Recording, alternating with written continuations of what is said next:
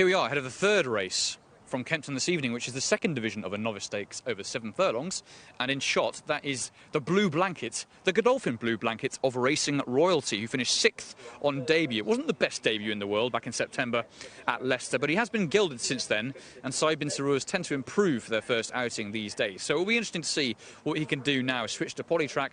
The market has been kind to him overnight, and he does have a very, very nice pedigree in the context of this race. Behind him is number 10, Smarden Flyer, who's a horse who probably needs, well, he'll need a fair bit more than he's shown in his last couple of starts. He was last here back in September on his second start, and undoubtedly needs considerably more to get involved today. Behind him's number 11, Sid's Annie. A first-time hood is slightly disconcerting for a newcomer, and a daughter of Far out of a Yumze mare is almost certainly going to be seen to better effect over further in time. Can't see who behind number 11 is, so we'll go back to number 2, which is Echo Smith, Son of Acclaim for Lewis Edmonds and Adrian Keatley. One of the main form protagonists here, Son of Acclaim, displayed significant improvement on his third start and first over a mile last time at Chelmsford. Clearly, that's the way to go for him. So surprised to see him drop back to 7 furlongs once again, and I think probably needs a bit more back over this trip. But definitely one of the main form players. That is Echo Smith, just rearing up a touch. Behind him is the newcomer Alamista, number 13, daughter of National Defence out of Alta Modar. Is nicely bred here, gets Holly Doyle in the plate, who's just ridden the winner of our second race on the card, and could well have a pretty big future. Who's a first season, basically, out of a Sadlerswell mare. It's half-sister some smart types. Gouret was very smart indeed, and she's definitely got a big chance here, I think, if she can take the Polytrack on her first start. She does look a bit of a picture. She's got a lovely scopy frame. She's quite thin, but I think she'll grow into that in time. But for now, she's got to have a big chance, doesn't she? You'd think Alarmista. Number 13. Behind number 13, just coming into shot now, is number 5, the Provenist, one of the newcomers for George Bowie. Mark Crean takes the ride here. George Bowie was going great guns earlier in the season with his newcomer 2-year-olds. Not been quite as good a strike rate since then. But this one has a taking pedigree, being by Bated Breath out of Galileo Mare, and is a half-sister to a smart all-weather performer, so it's definitely worth a look in the market, is the Provenist. Half-brother, I should say, to a smart all-weather performer. Behind the Provenist, it's number 5, is number 3, that is Non-Stop, who probably needs to improve a fair bit, and Colin Tizard has a very rare runner on the flat here. 4th on both his starts so far, and although he was a little bit better here last time out, he was sent off at massive odds, and will need plenty more to figure, you'd have thought. That's it for the main form players. I think the only one we haven't touched on is Chola Empire, who is number 1 on the other side of the pack. I'm not sure you can pan around to him. He's the horse carrying a penalty in this field for a win at Chelmsford on his debut. It was a very encouraging debut, that one. A really good performance to catch a horse who'd already finished 2nd, and the pair were a long way clear, and I think this is going to be a horse who improves once again with that outing under his belt. They were 6 lengths clear of the 3rd at Chelmsford that day. He does have to carry a penalty, but no surprise to see him progress, and he was doing his best work at the finish that day, so this slower surface should be absolutely fine. Looking forward to catching up with the rest of them on the way to post.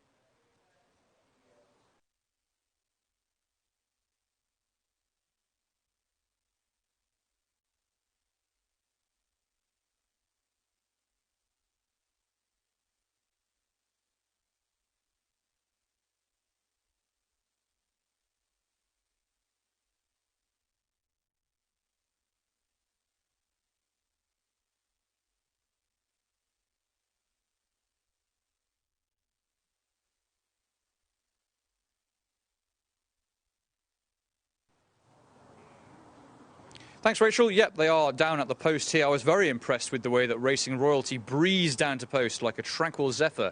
It was lovely to watch him saunter, and he looks very calm and serene down at post as well. So clearly, that is going to be no hindrance to his run. I think he's got a very good chance, if improving an awful lot for that 6th, which I think he's probably going to. He is beautifully bred, and that 6th of 7 at Leicester has been followed by a gelding operation, and he just looks the finished article now. I was very impressed with him in the paddock as well. He did have a blue blanket on, but he looked very strong, and I think this could be his day. But Chola Empire does set an exacting standard. That was a really nice win on debut, as Martin has just touched on.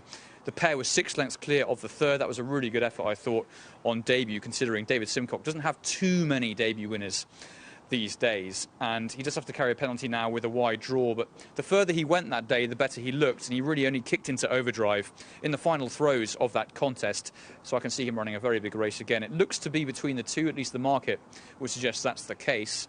Of the others, Alarmista, I think the best is yet to come with her. She looked a little bit leggy in the paddock, a little bit of a light frame that I think she'll grow into, but she is beautifully bred, a daughter of National Defence, who's a first-season sire, having been champion 2-year-old in France a few years ago, and is out of her Saddler's Well mare, and is a half-sister to some smart types, including Guret, who is very smart indeed.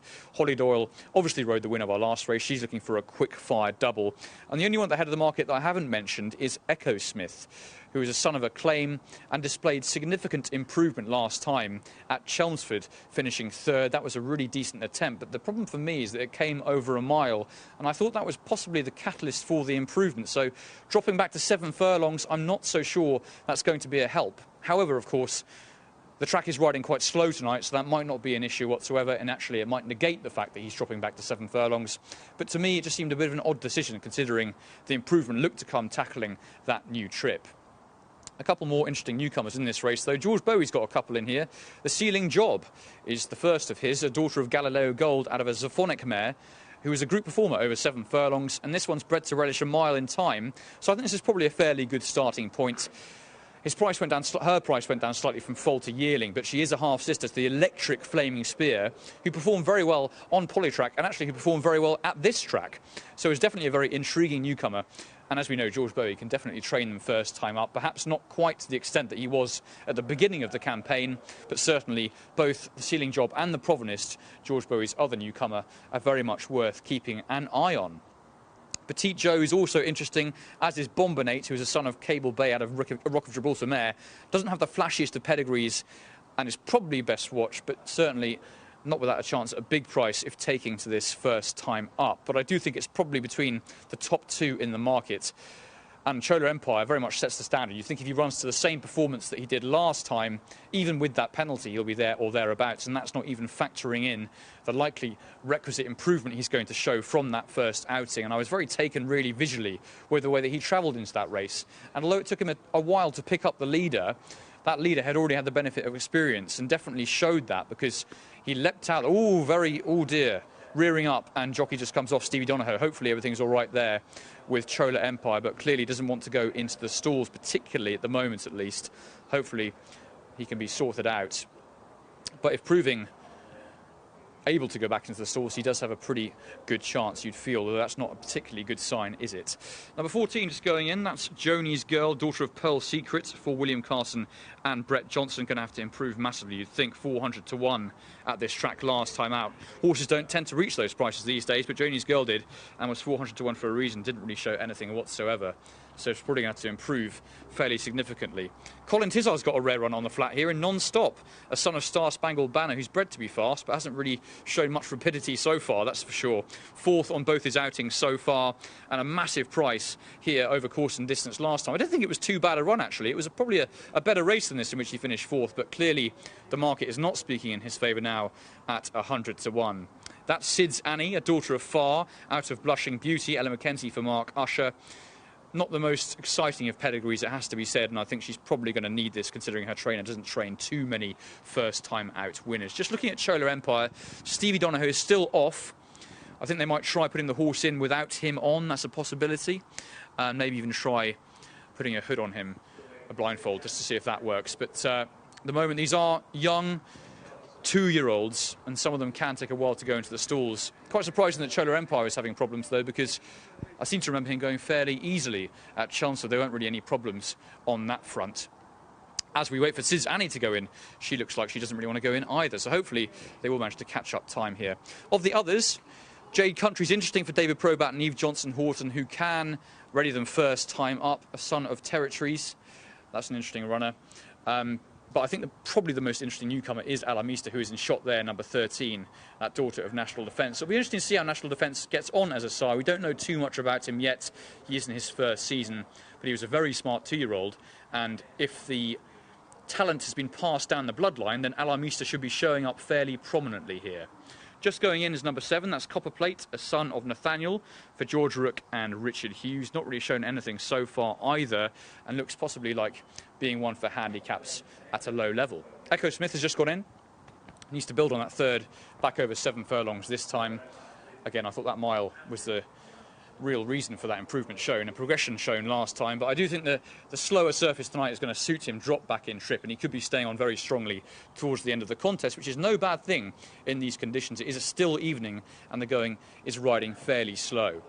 Just going in there's number 10, Smart and Flyer. Likewise, like Copperplate, has not really shown much so far at all and went off a massive price when finishing last just over a month ago. Kieran Fallon in the plate now for John Pest, who has teamed up with Karen Jewell. That's a new training partnership that has only just come into reckoning, but I think Smart and Flyer is probably not going to give them a winner here. Seeing Chola Empire, I think, has got the blindfold on now, so it'll be interesting to see if they can get him in okay.